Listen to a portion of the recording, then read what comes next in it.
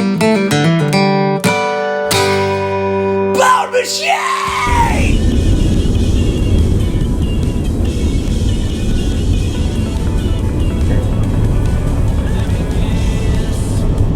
Boy, do I have a good one for you today. We are headed to Littlefield, Texas, birthplace of Waylon Jennings, the coolest outlaw in rock and roll, to hang out with his little brother, the last outlaw on earth, JD Jennings. Coolest dude ever. Look at him there 10 years ago holding a copy of my first book of poetry, Bonehouse, because I put Waylon Jennings on the cover, and when I heard his brother had this gas station out here, I knew we had to go see him. But I didn't know back then that that gas station was a front for the best rock and roll museum on planet Earth. Better than that bullshit out in Cleveland. This place has everything, and you're gonna be amazed when you see what this guy has collected over 70 years of being at the front lines of rock and roll. Littlefield's story starts in 1901 when Major George Washington Littlefield, a former Confederate soldier, Austin banker, and cattleman, bought over 200,000 acres of the southern division of that famous XIT ranch I keep mentioning in all my videos. He named it the Yellow Horse Ranch. To pump water across the vast spread, he built a landmark that made history. A 130-foot windmill, widely recognized as the tallest in the world at the time. But by 1912, the world was changing. When word came that the Santa Fe Railway was pushing its tracks directly through his property, Major Littlefield saw a new opportunity. He formed the Littlefield Lands Company, carved off roughly 79,000 acres, and laid out the blueprints for a brand new hub. The town was officially founded on July 4th, 1913. Early promotional trains brought hopeful homesteaders from across the country to see this rich, fertile soil. And almost overnight, a patch of pasture morphed into a bustling agricultural center. As the open range gave way to organized farming, cotton became king. Littlefield transformed into a major processing point for the region, complete with cotton gins, oil mills, and grain elevators. The town incorporated in 1924, grew through the mid-century land boom, and eventually became the county seat of Lamb County in 1946. It built a reputation across the South Plains as a resilient farming community that could weather droughts, market swings, and the harsh West Texas climate. Today, Littlefield sits about 39 miles northwest of Lubbock along US Route 84. It's home to roughly 5,600 people. It remains a vital regional agricultural hub. The iconic skyline isn't defined by skyscrapers, but by grain elevators, cotton gins, and the 1920s neoclassical Lamb County Courthouse anchoring the town square. Agriculture is still the lifeblood here, and modern Littlefield is surrounded by vast cotton fields, sorghum, and peanut crops, alongside industrial processing plants like American cotton growers. While the traditional family farming has evolved into high-tech agribusiness, the hum of cotton gins during the autumn harvest remains the true pulse of the local economy. But if you ask anyone what puts modern Littlefield on the map culturally, they will give you two words: Waylon Jennings. And that's what we're here to talk about right now with his brother JD. It's gotta be here. Hopefully that's JD's truck. Whoa. There's not gonna be anybody else here, I wouldn't think. Where can we park? We'll park right here, Les, huh? Here it is, man.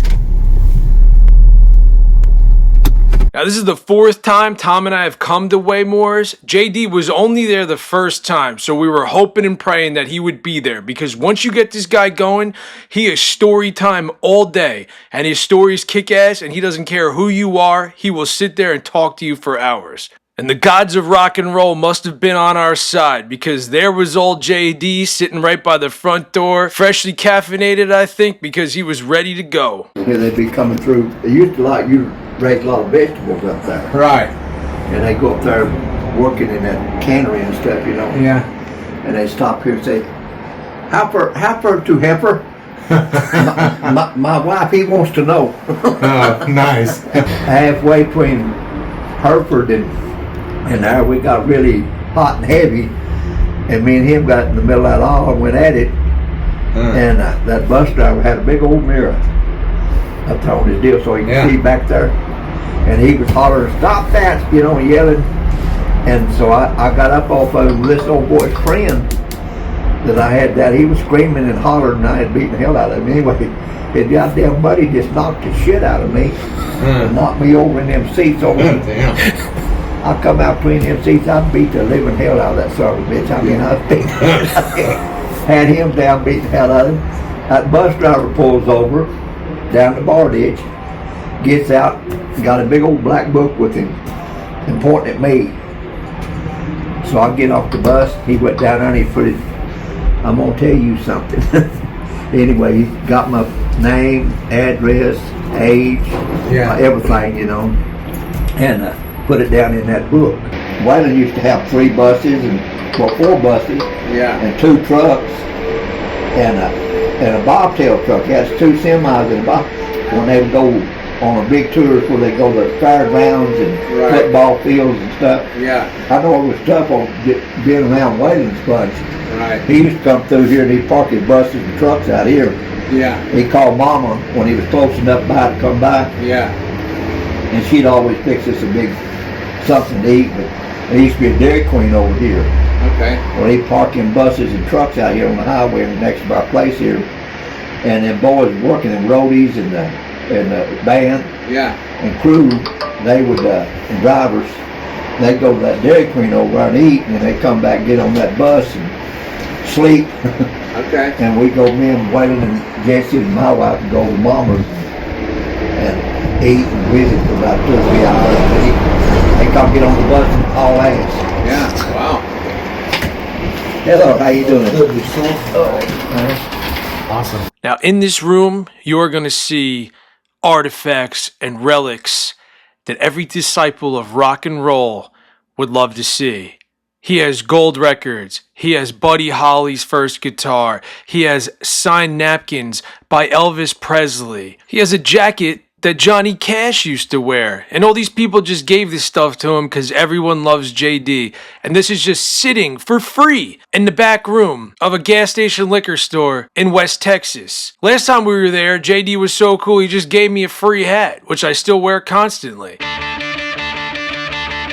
This guy doesn't ask for any money. He doesn't ask for any donations. He just wants to hang out. This is the best kept secret in Western civilization.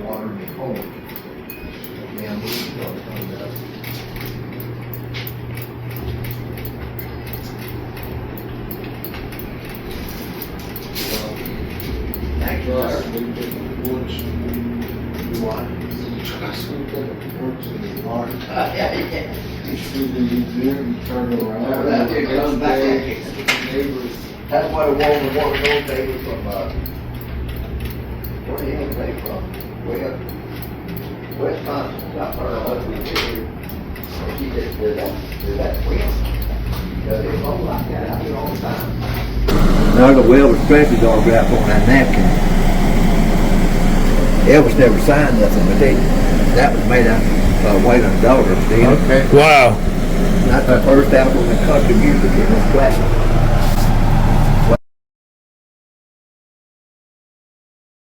Oh, wow. Hit that door with Mama. Yeah. First platinum country album ever right there. That's when he was having his trouble with that's where the outlaw shit come from. Right. Oh, yeah, I've heard that many times. Wow. That's Waylon there, Britain Springs at 73. Wow, 73. That's the guys that was there at it. Was that the first one? The very first picnic. Oh my Wow. And that's old Leon Russell. Yeah? And I thought that's Charlie Rich, but that's not Charlie Rich. It's another guy here, Charlie Rich. Wow. But anyway, that's Willie Nelson. Oh my Holy gosh. cow. I didn't even look like at him. Wow. Well, now that's how he really looked. Yeah. And then that's what he got into when he got into the outlaw. Look what you did to him. Wow. Now that's a show before that last show Buddy Holly did. Oh, wow. Oh my gosh. That's Tommy also from Waylon. Look at this. This is a picture that JD took from the front row of Buddyholly the day before he died. This is the last picture of him ever taken, and it's just sitting here in a file cabinet in a gas station out in West Texas. And here's a fun fact. Waylon was supposed to be on that plane that crashed, but he lost a coin toss to Thom Young and Richie Valens, so he had to give up his seat. And so we had a new chapter in the book of rock and roll. There's Willie again. Wow. Leon Russell. Man, nobody would believe that. I know it. That's unreal. If you shoot Willie Nelson, you never would have shot that guy. Yeah. Oh, wow. Hell, he's, what, 93, 94? Yeah, he's amazing. I told him, I said, hell, he's been dead 10 years. They just hadn't told him yet. Yeah. Hell, he won't never quit.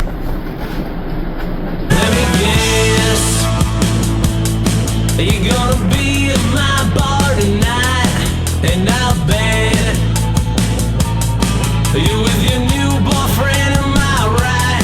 How can you expect any less when you're wearing that dress? So you see that water tower out there in the distance? If you head the back side out of Littlefield, which looks like it's hurting way more than the other side, there is a big white water tower that says home of Waylon Jennings. If you're an outlaw and a road warrior, you go there, and you kneel down, and you say your prayer to the boss, king of outlaw country, the man who paved these roads before you, gave you a North Star to follow home, Waylon Jennings. How can you expect any less when you're wearing that dress, and you're standing on my turf, making a fool of me? Well, I got nowhere to go. Everyone's run out the door, and the blow has been hurting my. So don't forget about old Littlefield. It's a quintessential West Texas town, grounded, proud of its roots, got some of the toughest outlaws, badasses, and bruisers you could find anywhere on earth, and it sure is keeping the spirit of the South Plains alive. And if we give up on rock and roll, we really got nothing left. Alright, that was Littlefield, Texas. Cool as hell. Rock and roll memorial. JD Jennings is the man. I just gotta remind you, I have a new book out called Rainbow Road, named after that Chris Christopherson song. I don't know if you saw it, but his name was on a lot of posters in that back room of Waymore's. You know the book has to be great if it's named after a Chris Christopherson song. Anyway, check it out. $11 on Amazon. You'd be helping me so much. I don't ask anybody to like or subscribe or any of that stuff, even though it would mean everything to me. But if you could pick up the book, I promise you, these poems have won awards. They're quality. They're mad fresh. It's cool as hell. Pick up that book. You can impress all the ladies and the fine young gentlemen if you get to expose your breaths of poetry on your first dates. Rainbow Road, Scott Laudati, Bow Machine, $11. Love you. See you next week.